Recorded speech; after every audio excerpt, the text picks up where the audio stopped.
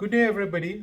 Today, I want to talk about Bhagavad Gita in the most concise manner that probably would be able to understand by everybody. Bhagavad Gita is a philosophical treatise written in the ancient Indian language known as Sanskrit.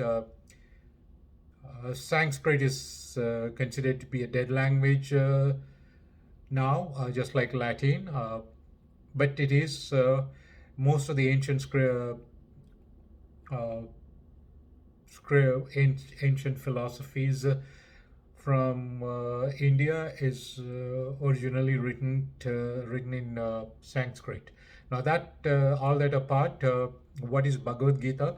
Bhagavad Gita is loosely translated, can be translated into Bhagavan means Bhagavan means the Lord or the divinity, and Gita means either poetry or music or the song rather. So it can be loosely translated into the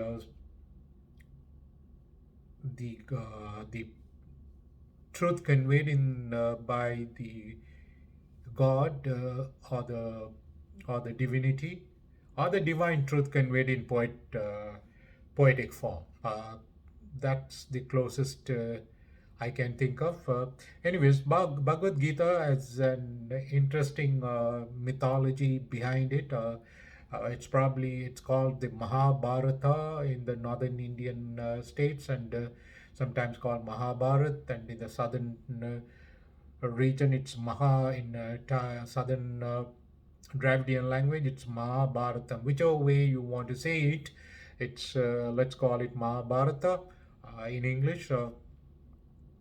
So Mahabharata has is an mythology of epic proportions, and in no other culture, be it Greek,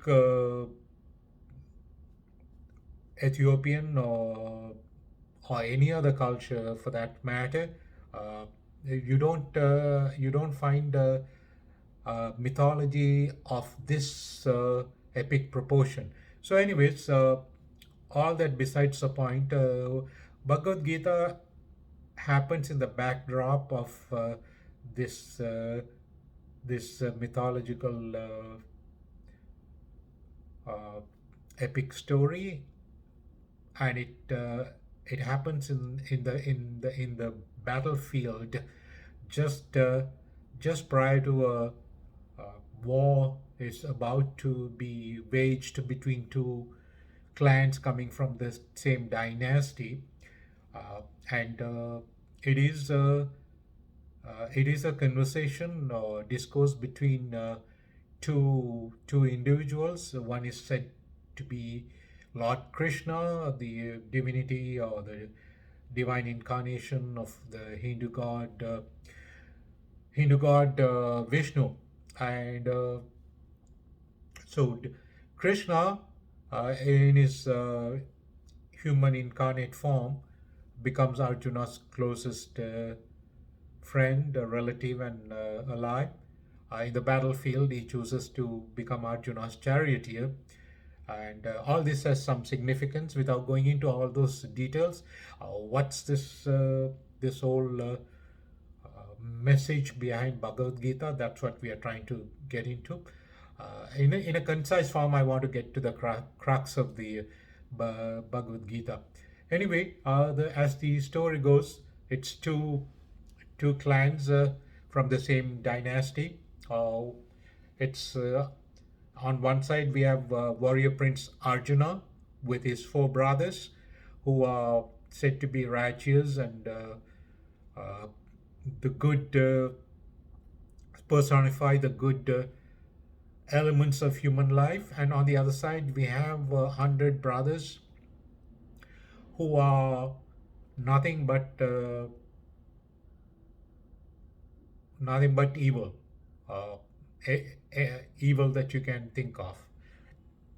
And so it's a battle between the good and evil, and in the end, what prevails. So Arjuna, as if you go a little bit further into the story, uh, the evil they are the 100 brothers. They happen to be Arjuna's cousins, and the kingdom is divided into two parts, and the one half of the kingdom is ruled by Arjuna and his four brothers, the other half by the 100 brothers, 100 evil brothers.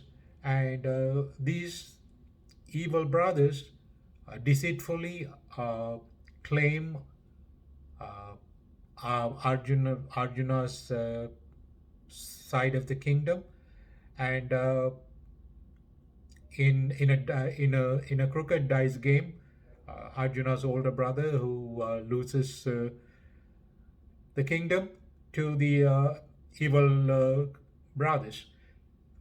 As the condition of the game, the losing side will be banished to the forest, and they have to serve 12 years in exile in the forest and 1 year in incognito.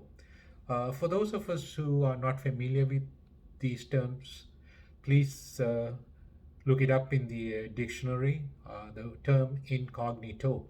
And let's move on with the story. And so Arjuna and his four brothers return after 13 years in exile and want to reclaim their part of the kingdom, which is denied to them by this evil clan of 100 brothers. And it so ends up Krishna tries to play the emissary or the envoy, trying to the the peace negotiator, and everything failing. They end up in the battlefield. A major war is about to be waged. So all the uh, all the different parts of the subcontinent in the different parts, different kings and rulers of the subcontinent at that time, they take part in this battle, and they take sides. So it's, according to this mythology, it's going to be a major war. And in the battlefield, Arjuna, who is said to be a renowned warrior, uh, drops his weapons, and at looking at the soldiers arrayed on both sides, and something comes to his mind, and overwhelmed by emotion, he refuses to take up arms. And Krishna intervenes and tries to motivate him, and tries to ask him why he's refusing to fight. Arjuna replies he is overwhelmed by human compassion, not out of fear, but out of compassion. And he tells Krishna, what's the point of all this? To settle our differences, all these soldiers who have nothing to do with our differences have to sacrifice their life. I have to kill all these innocent soldiers. They have families, they have children, and their wives will become widows, and the children will lose their fathers. And should I be the cause of all this? What good does it bring? Yes, we lost our kingdom. So what? We have to sacrifice, not at the cost. I'm not going to reclaim my uh, the kingdom, our part of the land, at the cost of massive human life.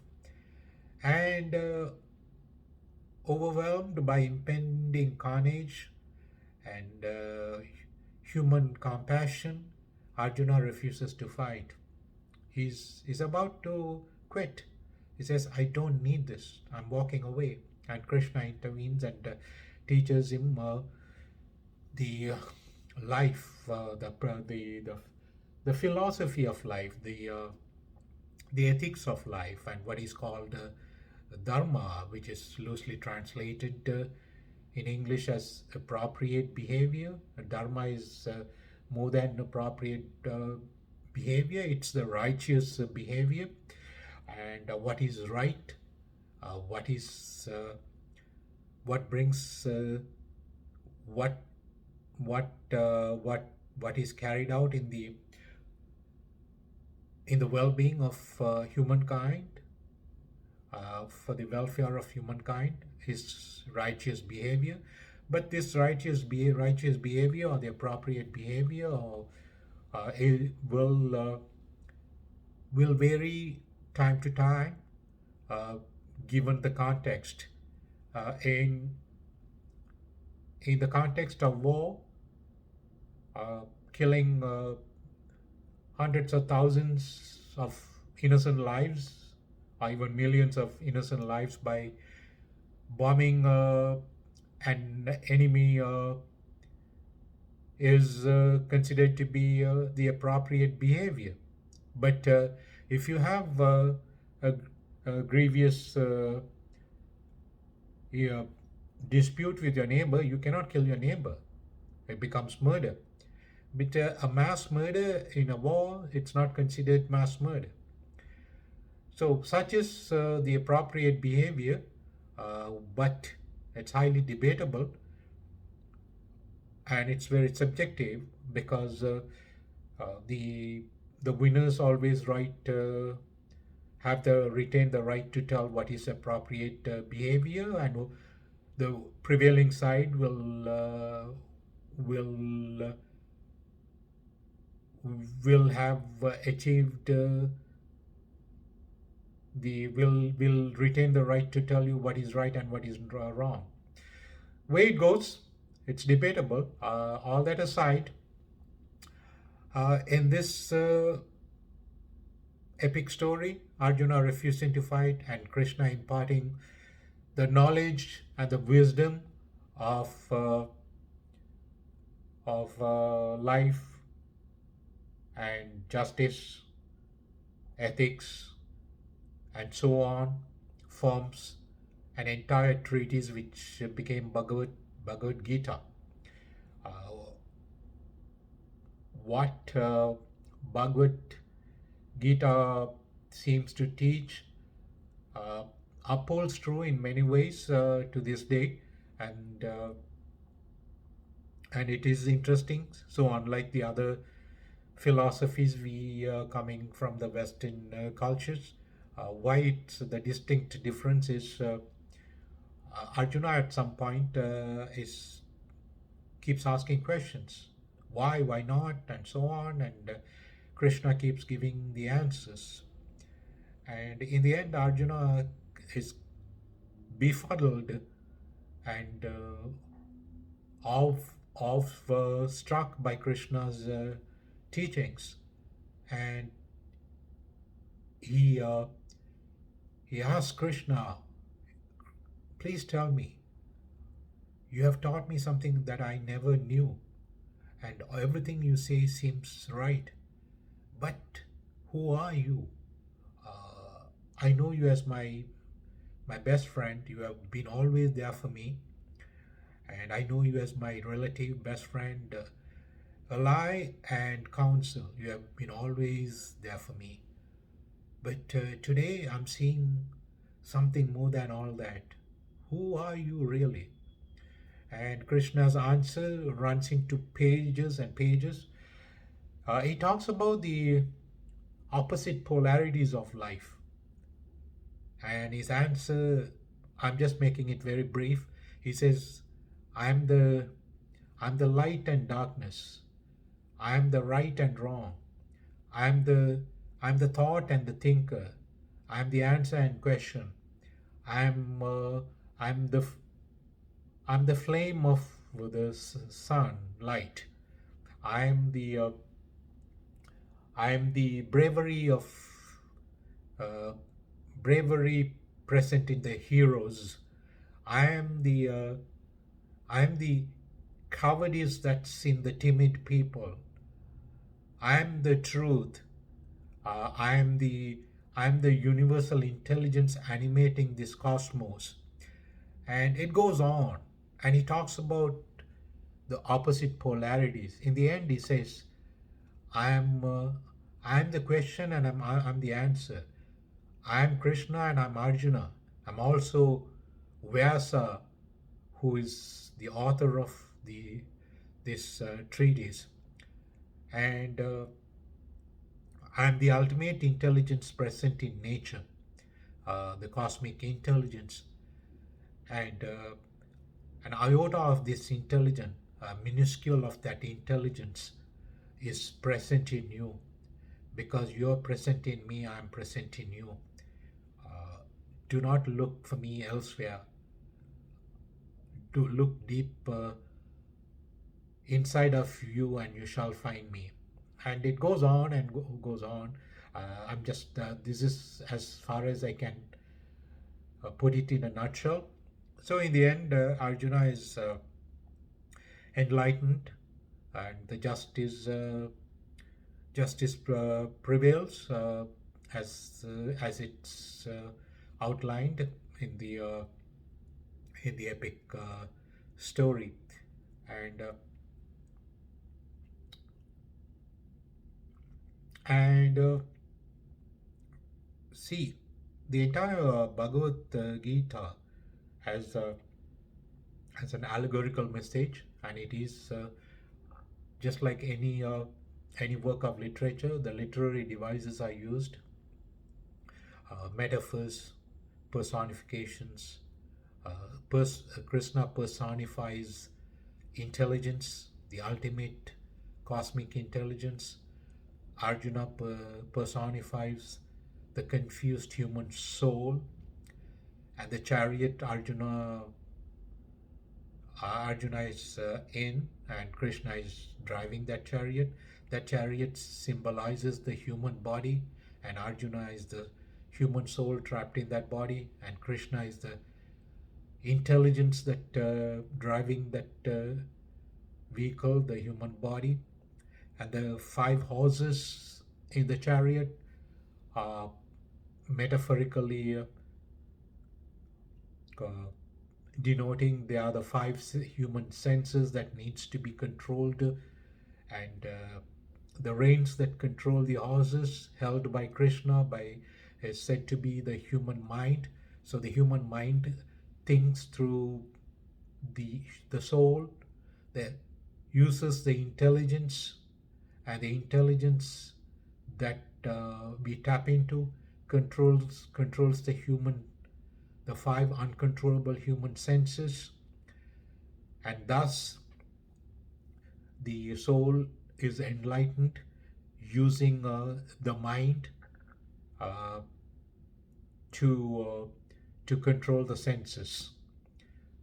That's the allegorical message, and interestingly, Bhagavad Gita is often befuddles those of us who are brought up in the Western culture. It's just like so unlike the Western philosophies, where it is the opposite polarities are depicted as good and evil. Like the God personifies the good, and Satan personifies evil, and the opposite polarities, they don't come together. God uh, God shows the heaven. Saturn has the hell, and so these two forces try to influence you. So it's up to you to choose, but they are opposite polarities. But in Bhagavad Gita, Krishna teaches something different. He says, I am both the God and Satan. I am both the light and darkness. I am the wisdom in the people's mind. I am the darkness in the ignorant people's mind. Uh, just like in Shakespeare once said, the beauty is in the eye. The beauty is in the eye of the beholder. So that said, that's true of what Krishna says too, where Krishna says, if you look upon me as divine, I come to you as a divine force. But if you look upon me as diabolic, I come to you, I will take over you as an evil force. I'm I'm like in this is I'm putting it in my own words. Uh, it's like two sides of the coin, the good and evil. Uh, it's one and the same. The flip side of the good is evil, but it's up to us to choose the side you want to embrace. So that's in essence what Bhagavad Gita teaches, and this is as best as I could put it in a nutshell form. I hope it this gives this throws some light into the ones who are curious as to what this entire philosophy is. Thank you for patiently listening to me, and we'll wind up here.